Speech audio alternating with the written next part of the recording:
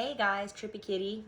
Today we're going to talk about the lunar cycles and how we can use them for manifestation. And this will just be a quick video, nothing too serious, just to kind of get you an idea of how it works, because I know a lot of my friends and family, they kind of ask me.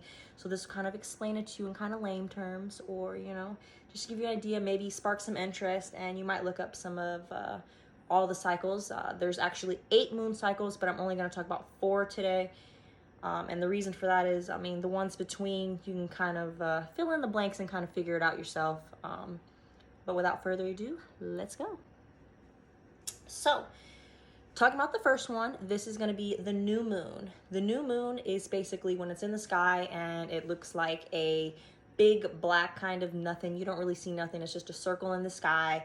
This is the start of our lunar cycles.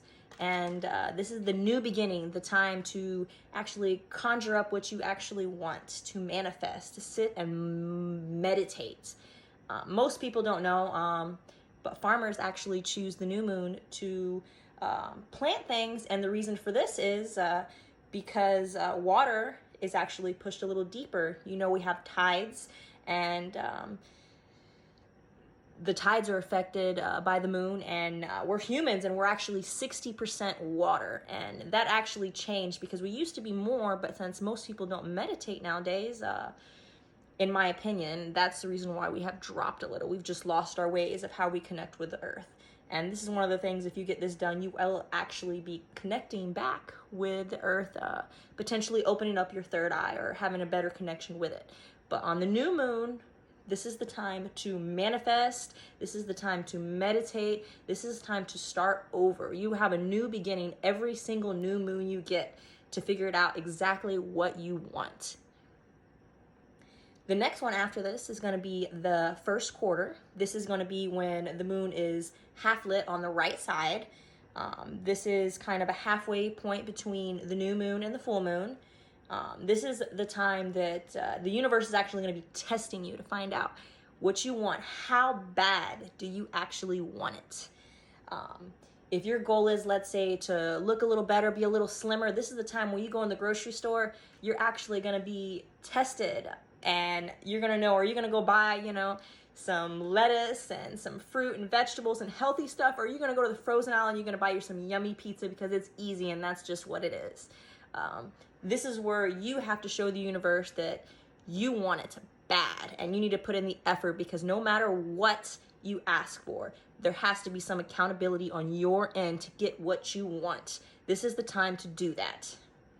The next cycle is going to be the full moon. The full moon is arguably everybody's favorite time. It's beautiful in the sky. It's a new, it just looks so pretty. This is actually also when people act a little crazy. And the reason for that is energies are all over around us. They're actually all over the air. It's a little bit crazier. People that are a little bit more sensitive to frequencies tend to get headaches a little bit more. I know a couple people like that tend to get a little bit more buzzed out during this time. It's actually proven that people tend to go to jail more during this time. And that's just because we're a little bit more emotional, and we don't even tend to know. We tend to be a little bit more erratic during this time.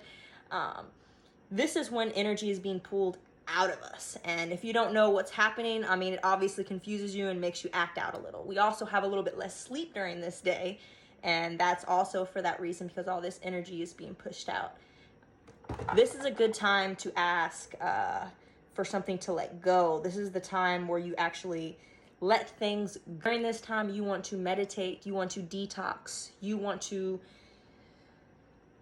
Everything that is not needed to be there, you just breathe in the good, breathe out the bad. If you want to sage your house, this is a perfect time to sage your house. This is a perfect time to light a candle and get the bad juju out. A lot of people use the full moon to cleanse. That's the full moon. So just like the first quarter, this is the last quarter. This is when the moon is going to be lit on the opposite side, the left side. And this is the stage between going from the full moon to the new moon. It's at a 50% right here. And this is actually like the other one. This is the action of letting go. This is you actually letting go of the relationship that you are not supposed to be in. This is actually you letting go of the job that you no longer want. This is the action. This is what you're going to do to let go of that stuff. This is the universe testing you. This is where you put everything in. And also, this is time to reflect.